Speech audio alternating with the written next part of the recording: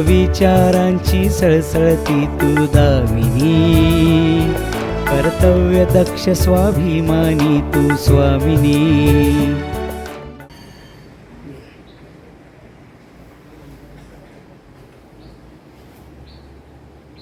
नमस्कार. आदिशक्तीच्या नव्या पर्वात आपल्या सर्वांचं अगदी मनापासून स्वागत. दरवेळेस आपण आपल्या स्टुडिओमध्ये विविध क्षेत्रामध्ये आपलं कर्तृत्व गाजवणाऱ्या महिलांना बोलवतो आणि त्यांच्या मुलाखती आपण नवरात्रोत्सवाच्या निमित्ताने घेत असतो. यावर्षी मात्र आपण काहीतरी वेगळं करत आहोत आणि आपण यावर्षी त्या महिला जिथे काम करत आहेत तिथे जाऊन त्यांच्या मुलाखती घेतो आहोत. आणि यावर्षी आपण एका संस्थेची निवड केलेली आहे, जी बांधा नवभारत शिक्षण प्रसारक मंडळ. ही मुंबई आणि सिंधुदुर्ग जिल्ह्यामध्ये काम करणारी एक संस्था आहे. या संस्थेच्या एका शाळेमध्ये आपण आलेलो आहोत. आता आपण आहोत पिकुळे येथे श्री शांतादुर्गा माध्यमिक विद्यालय या शाळेत आपण आलेलो आहोत आणि आज आपण मुलाखत घेणार आहोत येथील मुख्याध्यापिका श्रीमती अनुजा सावंत मॅडम यांचं. मॅडम, तुमचं स्वागत आहे. नमस्कार. थोडीशी तुमची थोडक्यात ओळख करून द्या ना आमच्या प्रेक्षकांना. माझं नाव अनुजा आनंद सावंत, BSc BEd. माझी 24 वर्ष सर्व्हिस ही कुडासा हायस्कूलमध्ये झाली. त्यानंतर 2017पासून या पिकुळे हायस्कूलमध्ये मी कार्यरत आहे आणि गेल्या वर्षीपासून मुख्याध्यापक पद मी स्वीकारलेलं आहे.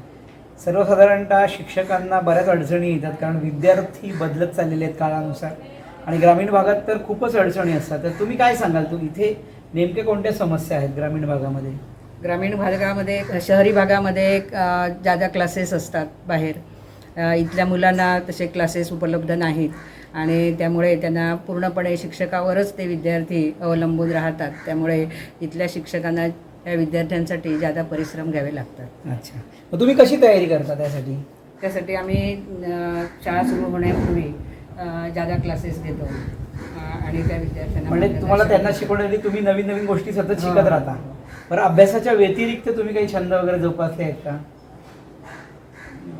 तुमचे काही आवडीनिवडी आहेत का? माझ्या आवडीनिवडी म्हणजे तसं गणिताच्या संदर्भात गणित विषय अधिक जाणून घेण्याची आवड आहे.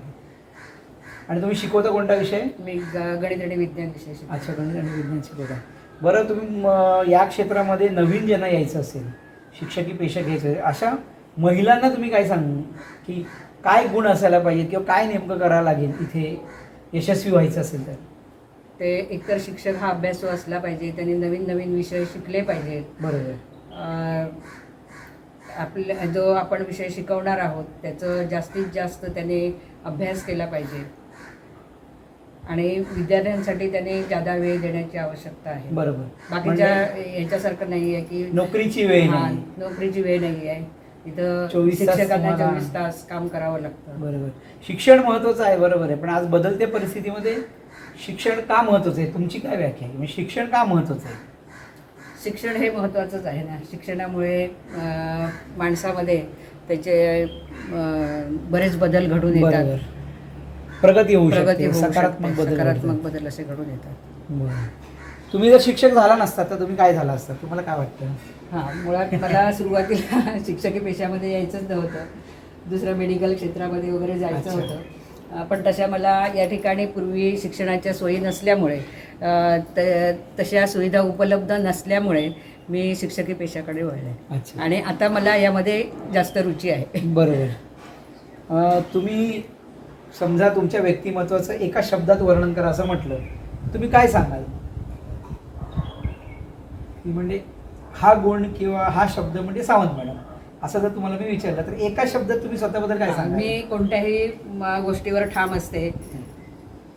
माझं मत जे आहे ते मी प्रकर्षाने मांडत असते. मग तो माझ्या जवळचा माणूस असेल तरी सुद्धा त्याच्या चुका काही असतील तर त्या मी त्यांना दाखवून देते. म्हणजे रोखठोक तुमचा व्यवस्थेत तुमच्या व्यक्तिमत्वाचं वर्णन आपल्याला करता येईल. मॅडम, तुम्ही आम्हाला वेळ दिला, इतकी छान मुलाखत दिली, इतक्या विषयांबद्दल अगदी थोडक्यात माहिती दिली, त्याबद्दल मी सर्व प्रेक्षकांच्या वतीने तुमचे मनापासून आभार मानतो. धन्यवाद. विचारांची सळसळती तू दामिनी, कर्तव्य दक्ष स्वाभिमानी तू स्वामिनी.